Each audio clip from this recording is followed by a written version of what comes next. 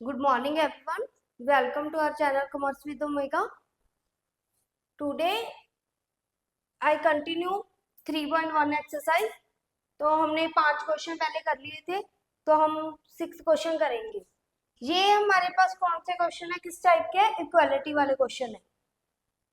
तो हमने क्या करना है, इसमें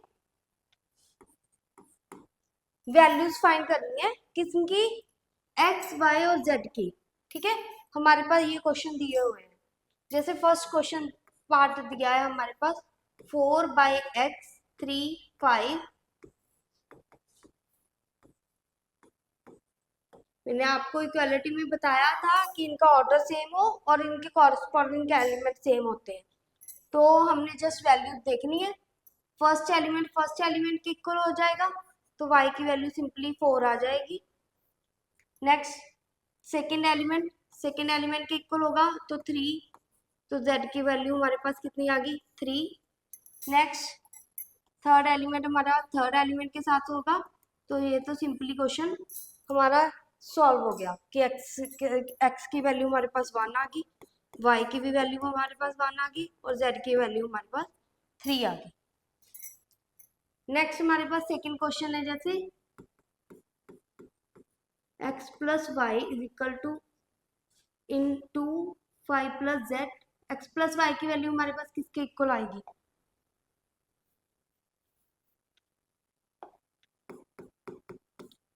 फर्स्ट एलिमेंट के इक्वल आएगा। सेकेंड 2 दिया हुआ है, तो ये लेने की जरूरत नहीं है।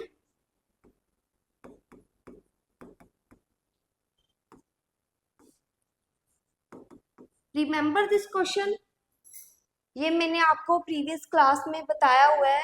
ये क्वेश्चन मैंने एज ए एग्जांपल आपको करवाई थी, तो ये क्वेश्चन आप एक बार खुद से सॉल्व करके देखना। ठीक है, हमारे पास थर्ड क्वेश्चन है, फर्स्ट एलिमेंट के इक्वल x प्लस जेड की वैल्यू हमारे पास 5। ये क्वेश्चन सॉल्व करो, तो हमारे पास क्या दिया हुआ है, एक्स वाई जेड की वैल्यू दी हुई है 9, एक्स प्लस जेड की वैल्यू 5, वाई प्लस जेड की वैल्यू 7। तो हम क्या कर सकते हैं, एक्स प्लस जेड की वैल्यू पूरी की पूरी यहाँ पे पुट कर सकते हैं। तो क्या आ जाएगा हमारे पास, 5 plus y is equal to 9। तो सिंपली वाई की वैल्यू हमारे पास 9 माइनस 5 विच इज 4। ठीक है, फर्स्ट इक्वेशन। सेकेंड इक्वेशन है, थर्ड इक्वेशन।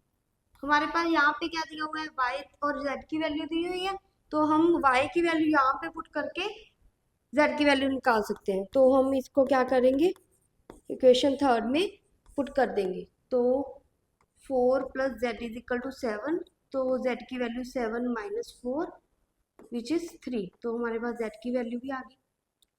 यहाँ पे हमारे पास z दिया हुआ है, x की वैल्यू हम यहाँ पे पुट करके निकाल लेंगे। तो x प्लस जेड की वैल्यू कितनी दी हुई है, 5। z की हमारे पास वैल्यू कितनी दी हुई है, 3। तो x की वैल्यू हमारे पास कितनी आ गई, 5 माइनस 3 विच इज 2। तो हमारे पास यहाँ पे क्या आ गया, x2 बाई 4 और z की वैल्यू 3। सिंपल था। ठीक है, अब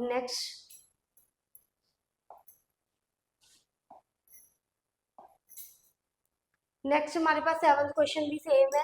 हमने यहाँ पे ए बी सी डी की वैल्यू निकालनी है। तो first corresponding element equal a minus b is equal to minus 1, then 2a plus c is equal to 5, 2a minus b is equal to 0, 3c plus d equal to 30। तो हमने values निकालनी है, कैसे निकालेंगे, पहले तो देखो हमारे पास क्या क्या दिया हुआ है। यहाँ पे हमारे पास ए बी दी हुई है, यहाँ पे हमारे पास ए बी दी हुई है, तो हम फर्स्टली इन दोनों इक्वेशंस को क्या कर सकते हैं, सॉल्व कर सकते हैं। ठीक है, यहाँ से हमारे पास b की वैल्यू कितनी आ जाएगी, 2a। तो इसको हम क्या करेंगे, फर्स्ट इक्वेशन में पुट कर लेंगे। b की वैल्यू कितनी है 2a, तो a minus 2a is equal to -1।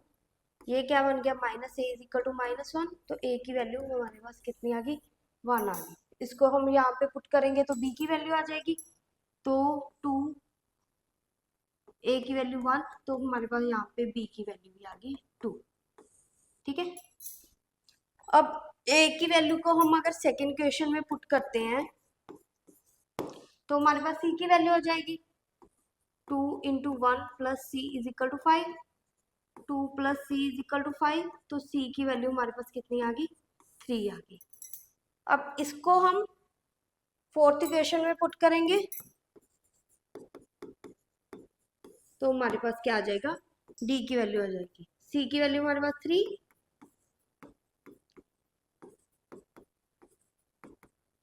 13, d is equal to 13 minus 9 which is 4। तो हमारे पास क्या आ गया a की वैल्यू 1, b की वैल्यू 2, c की वैल्यू 3 और d की वैल्यू 4। क्लियर?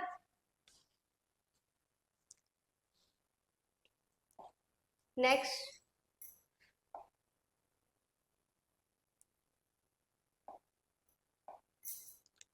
नेक्स्ट हमारे पास एमसीक्यू क्वेश्चन है 3।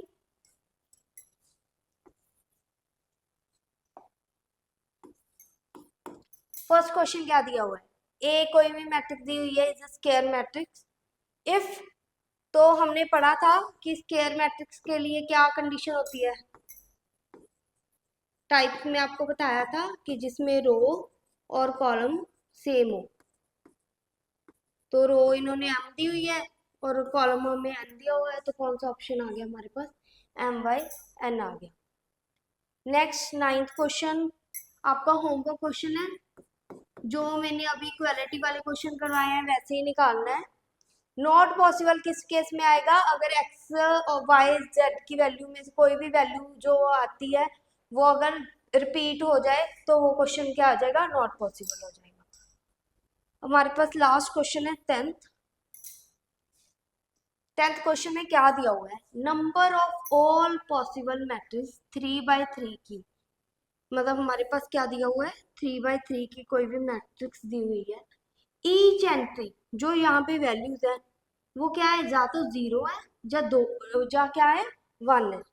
ठीक है, तो हमारे पास पहले तो एलिमेंट्स कितने होंगे यहाँ पे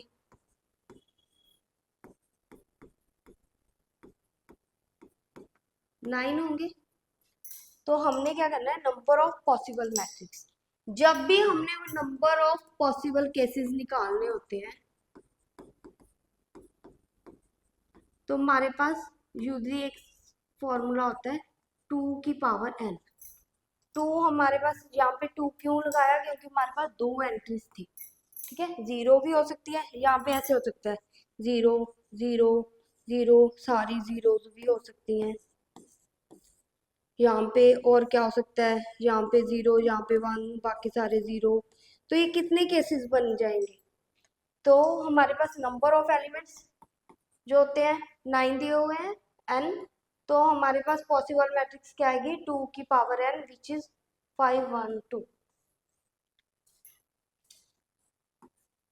जितने एंट्रीज होंगी उसकी पावर हम करेंगे तो हमारे पास नंबर ऑफ पॉसिबल मैट्रिसेस आ जाएंगे। क्लियर?